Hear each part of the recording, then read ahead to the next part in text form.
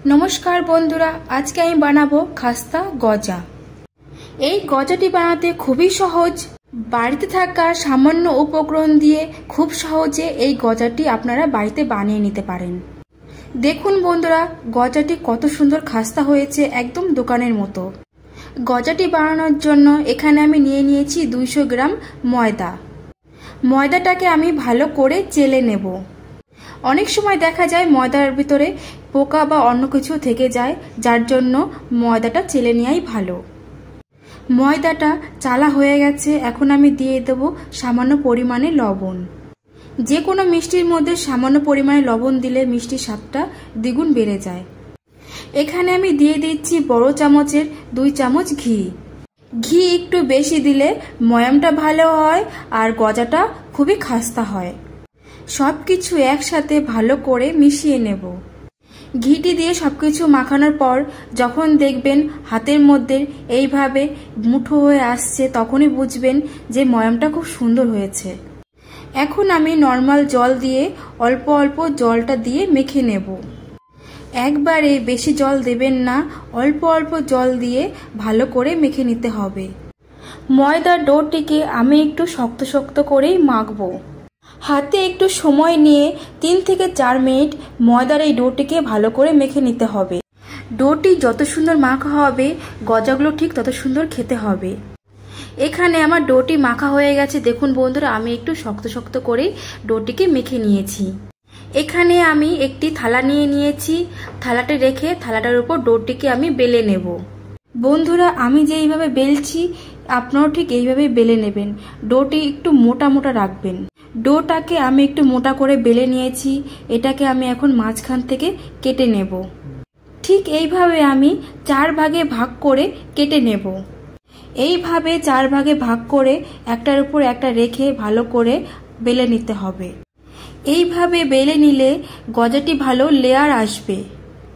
বন্ধুরা অবশ্যই খেয়াল রাখবেন বেলাটি যাতে একটু মোটা হয়। এইভাবে বেলে নিয়ে চারিদিকে কেটে সমান করে নেব। এই সাইডের অংশগুলোকে কেটে আমি ফেলবো না, আবার ডো করে বেলে নেব।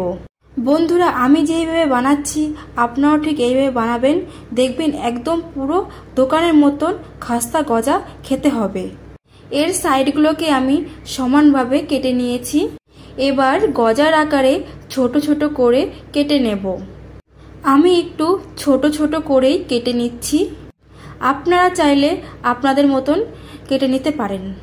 ঠিক এই রকমই ছোট ছোট সাইজ করে আমি কেটে নিচ্ছি। এইভাবে ছোট ছোট করে কাটলে যখন এটাকে ভাজবো তখন এটি ফুলে ডবল হয়ে যাবে। সবগুলোকে কেটে আমি সাইজ করে নিয়েছি। এদিকে আমি একটি কড়াই বসিয়ে দিয়েছি। কড়াইতে তেল দিয়ে দিয়েছি। তেলটি হালকা গরম হয়ে গেছে। বন্ধুরা তেলটি বেশি গরম করা যাবে না, হালকা গরম তেলে গজাগুলোকে ভেজে নিতে হবে। এক এক করে গজাগুলোকে আমি দিয়ে দিলাম। গজাটি যখন ভাজবো গ্যাসের ফ্লেমটি একদম লো করে রাখতে হবে। আর এই গজাটি একটু সময় নিয়েই ভাজতে হবে।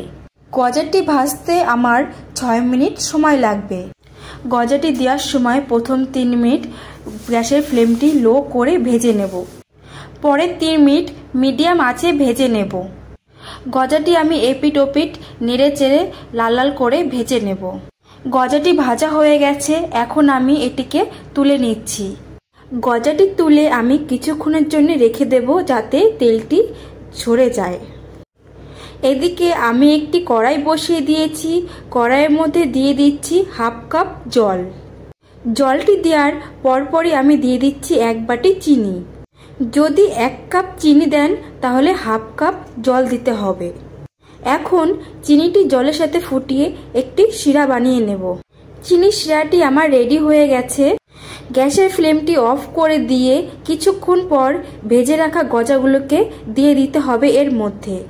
মনে রাখবেন গজাগুলো যাতে হালকা গরম থাকে আর চিনির শিরাটি যাতে পুরোপুরি গরম থাকে।